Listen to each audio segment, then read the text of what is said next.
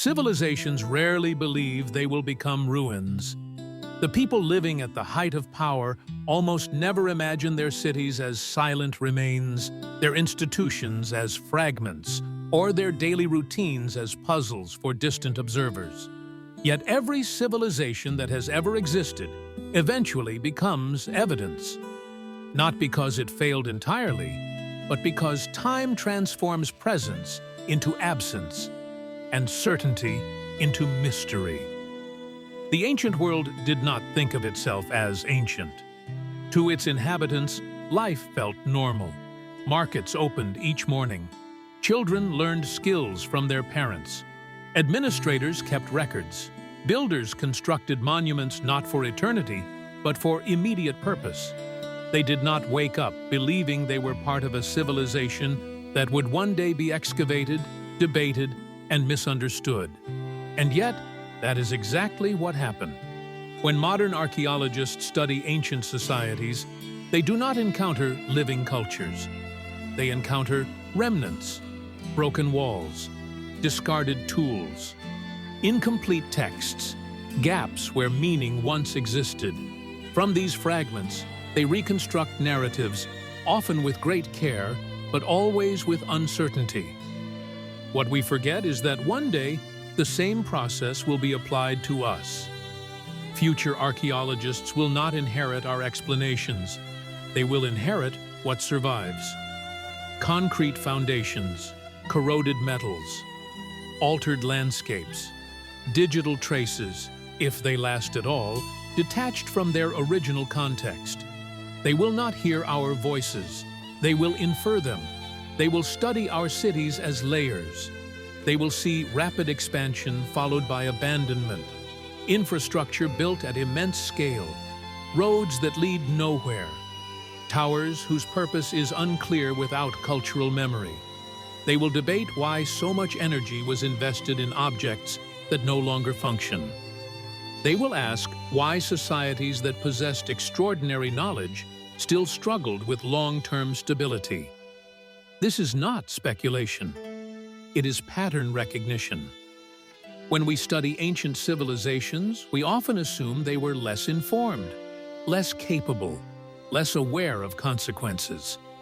But evidence increasingly challenges that assumption. Many ancient societies understood environmental limits, resource cycles, and social balance far better than we once believed. They tracked celestial movements with precision. They engineered landscapes. They adapted to difficult climates. They preserved knowledge across generations. And yet, they still collapsed. Not because they lacked intelligence, but because intelligence alone does not guarantee wisdom. Future scholars will likely observe the same contradiction in us. They will see technological sophistication alongside systemic fragility. They will note how interconnected systems amplified efficiency while increasing vulnerability.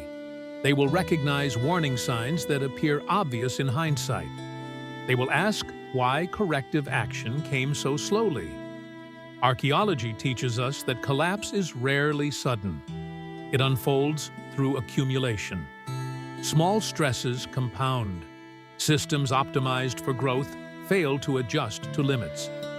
What appears stable continues long after it should have changed. From the outside, ancient collapses often look inevitable. From the inside, they felt gradual, manageable, and temporary. The same is true now. Our cities function, our economies operate, our technologies connect billions. These visible signs of continuity create an illusion of permanence. But future observers will not experience continuity. They will experience interruption. They will see layers of construction abruptly replaced by layers of abandonment. They will notice materials designed for permanence outlasting the societies that produced them. They will analyze waste deposits as indicators of consumption patterns.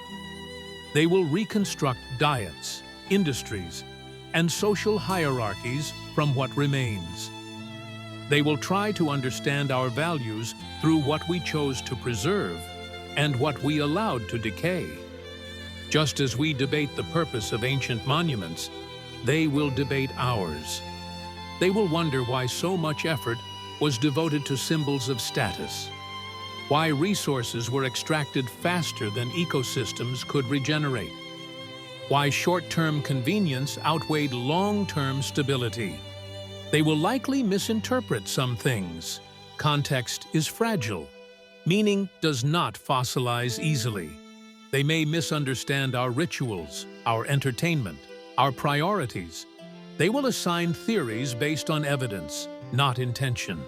And in that misunderstanding, we will resemble the ancient societies we study today.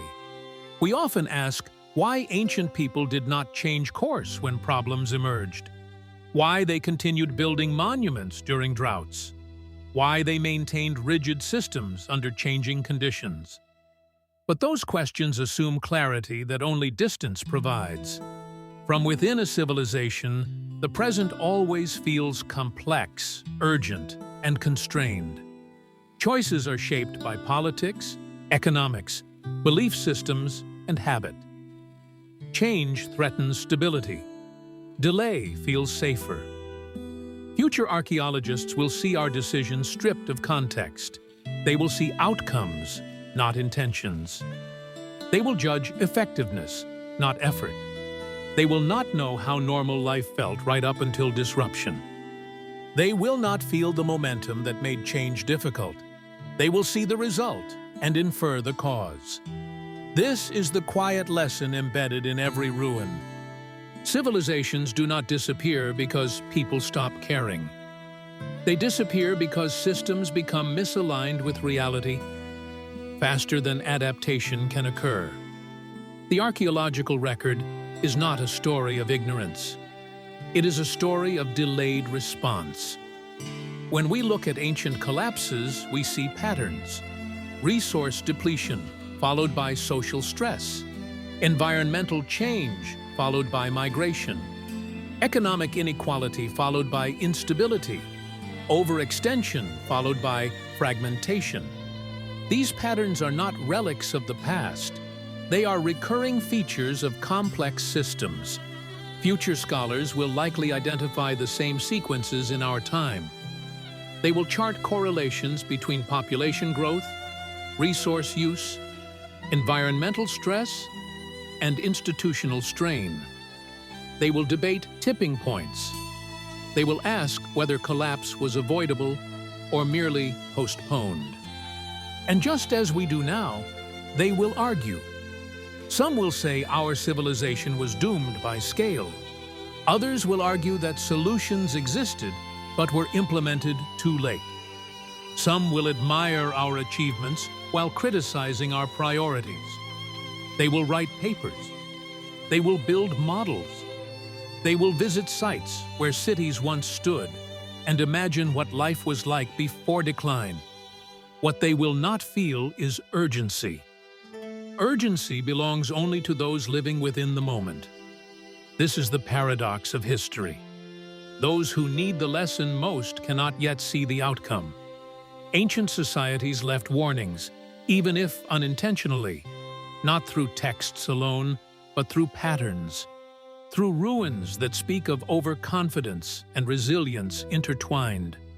The value of studying the past is not prediction. It is perspective. If future archaeologists will study us the same way, then we are already living inside a case study.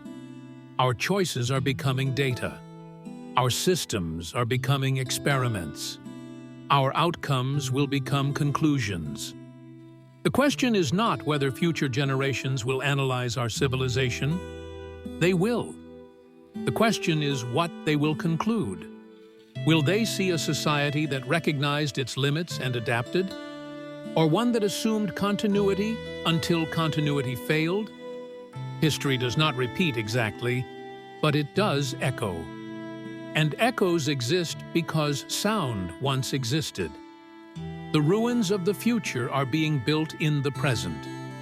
Not deliberately, but through accumulation. Through decisions that favor immediacy over longevity. Through systems that reward growth more than balance. Understanding this does not require despair. It requires awareness. The ancient world is not distant. It is familiar. Its failures feel recognizable because they are human. One day, our world will feel ancient to someone else. And when they study us, they will not see our intentions. They will see our consequences. Subscribe to this channel for more. Don't forget to ring the notification bell so you never miss a story lost to time.